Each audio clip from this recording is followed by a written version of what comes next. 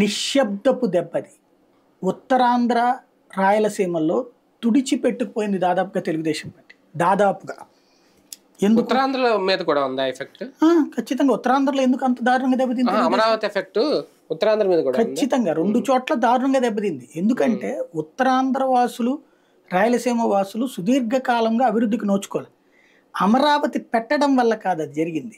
Amaravati based capital, Amaravati ఒక financial గా తయారు చేస్తానంట వాళ్ళు. అమరావతి అనే నగరంలో రాజధాని పెట్టడానికి వాళ్ళు ఎవరు తప్పు పట్టల. కానీ అమరావతిని ఒక హైదరాబాద్ లాగా, ఒక బాంబే లాగానో, ఒక బెంగళూరు లాగా, చెన్నై లాగా తయారు చేస్తానంటే అర్థం ఏంటి? మొత్తం తీసుకొచ్చి అక్కడే పోస్తారు కదా. నవనగరాలు అక్కడే అన్నారు. నవనగరాలు అక్కడే అన్నప్పుడు ఇంకేంటి?